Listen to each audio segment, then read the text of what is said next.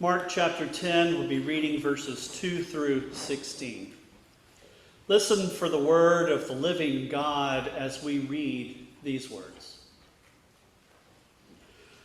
Some Pharisees came, and to test him they asked, "Is it lawful for a man to turn out his wife?" He answered them, "What did Moses command you?" They said, "Moses allowed a man to write a certificate of divorce and turn her out." But Jesus said to them, "Because of your hardness of heart, he wrote this commandment for you. But from the beginning of creation, God made them male and female. For this reason, a man shall leave his father and mother and be joined to his wife, and the two shall become one flesh. So they are no longer two, but one flesh. Therefore, what God has joined together, let no one separate." Then in the house, the disciples asked him again about this matter. He said to them, "Whoever turns out his wife and marries another commits adultery against her. And if she turns out her husband and marries another, she commits adultery." People were bringing little children to him in order that he might touch them, and the disciples spoke sternly to them. When Jesus saw this, he was indignant and said to them, "Let the little children come to me. Do not block them. For it is to such as these that the kingdom of God belongs. Truly I tell you, whoever does not receive the reign of God as a little child will never enter it." And he took them up in his arms, laid his hands on them, and blessed them. The living God still speaks today. Thanks be to God. All too often, our social norms have more to do with protecting the balance of power in our relationships and social hierarchies than we recognize. What things matter to us may lay firmly built in our cultural DNA, to the point we don't even recognize them or notice what it is we are actually protecting and hanging on to. When it comes to measuring our lives against God's will, purposes, and values, we seem to focus on anything other than what meets God's purposes for us. What are we protecting when we hang on tightly to our traditions and norms? I came across someone this week lamenting the struggle they're having with planning a wedding for herself and her partner. They've been together for a decade. But they are now making their relationship official in the eyes of tradition and the law. I don't know much of this couple's particular situation, but I've seen similar stories.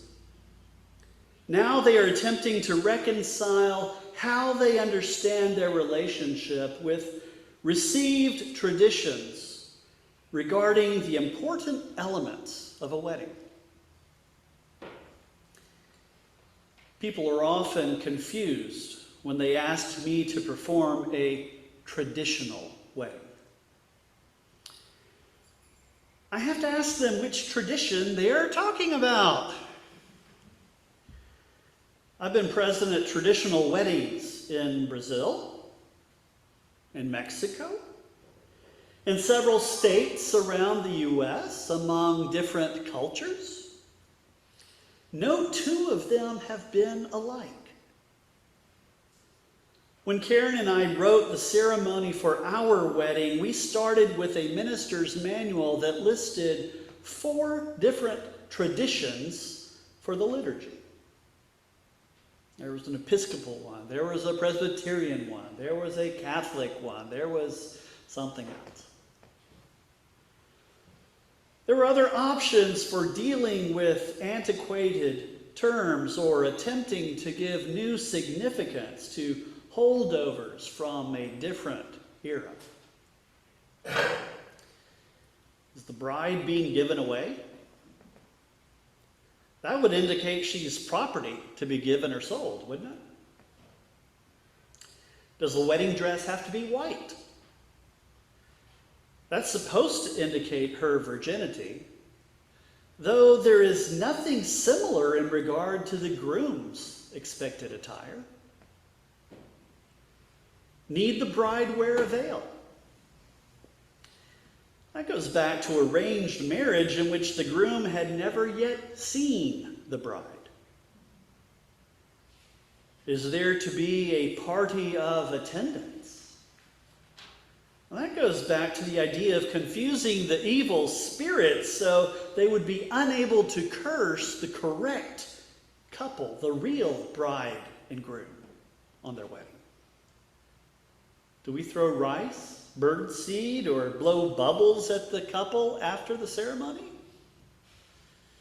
That calls back to fertility rites, seeking the promise of many children to the couple.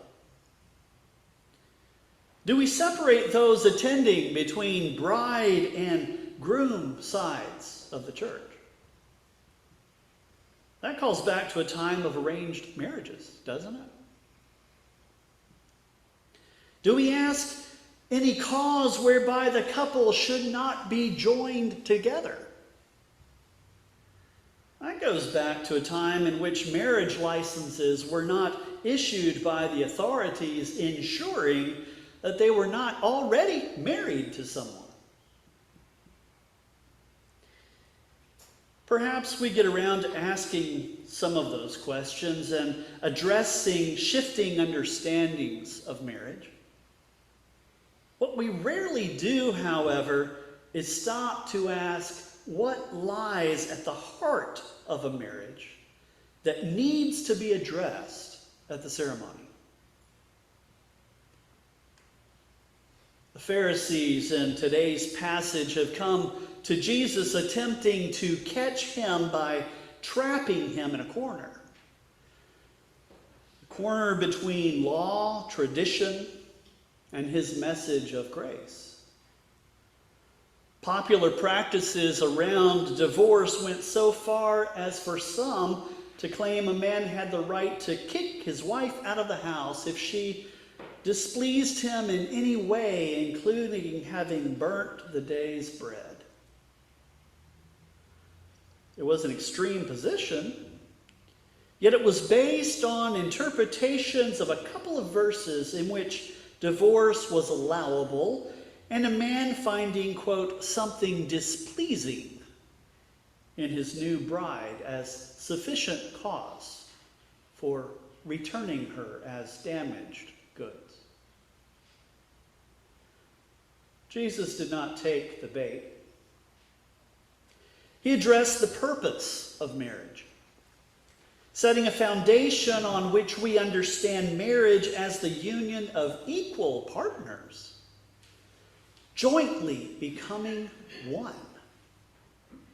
He allows for divorce in his response, but he addresses the problem behind the wording of their question. The question was not actually about divorce, regardless of what our traditional read of the passage says.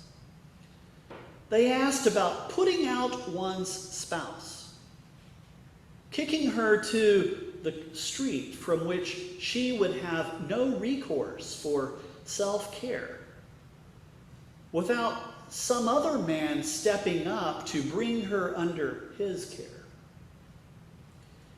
Jesus casts such actions as the actor simply not accepting his responsibilities.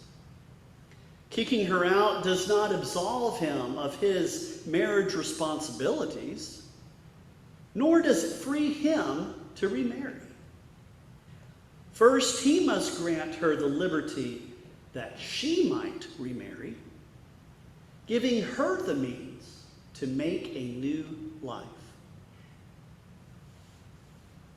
Victim blaming has been around for a long time, hasn't it? We like to prop up our power differentials to keep our norms and structures away from scrutiny.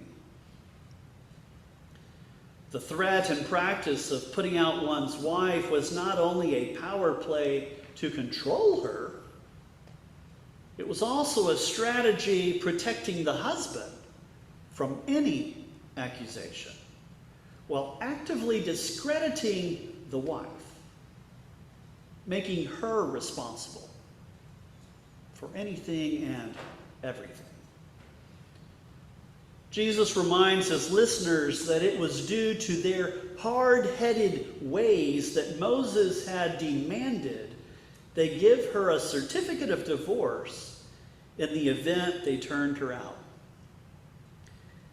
They had to treat the case openly and publicly absolve her of any more responsibility to her husband, freeing her to remarry.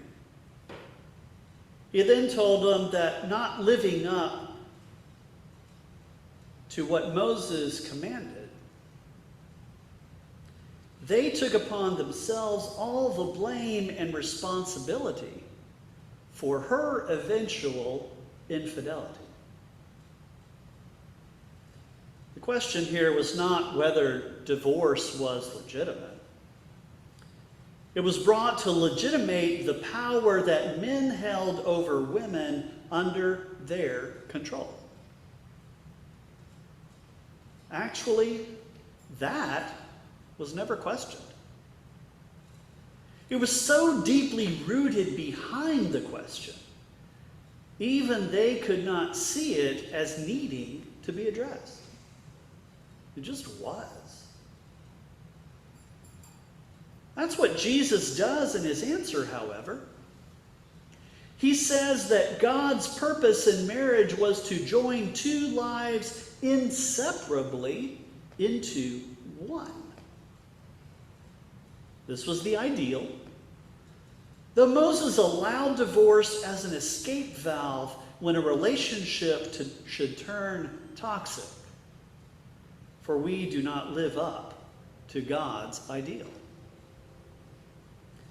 Next, people tried to bring children up to be blessed by Jesus, and his disciples blocked it. They were blocking the children from Jesus pretty much the same language here as we saw in last Sunday's passage, when Jesus addressed their gatekeeping as putting stumbling blocks before others. Here they were being stumbling blocks toward these children.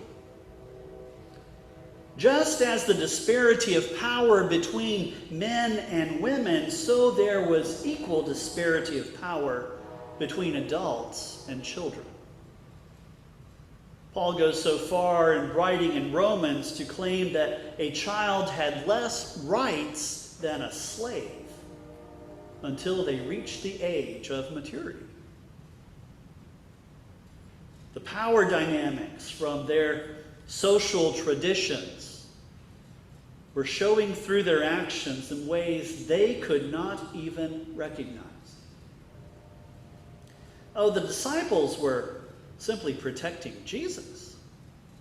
Jesus' time, Jesus' attention, Jesus' strength didn't need to be wasted on such as these. From their perspective, Jesus' time and attention should be saved for those who actually mattered. They were not simply jealous of Jesus' attention, however. They were still clinging to the greater power and importance that society granted them for simply being men and adults. They were clinging to their privileged status as though it had any real substance. while the disciples portrayed their actions as protecting Jesus. What they were really about went completely counter to Jesus' interests and the principles of God's reign. Rather than protecting Jesus, they were unwittingly protecting the social inequalities in which they were enmeshed. They did not see how their own actions and attitudes were rising from holding different categories of people as having varied worth before God. Those attitudes did not come from Jesus. They did not reflect God's reign. We struggle with the same issues today. We readily cling to what our families and our societies have taught us about who has value, who is important, and whom we can simply ignore, count as irrelevant. There are those we are quick to protect. There are victims we are quick to blame. And those whose access we obstruct in our attempts to be Jesus' protection detail. That doesn't protect Jesus. The only thing it really protects are our perceptions regarding inequality.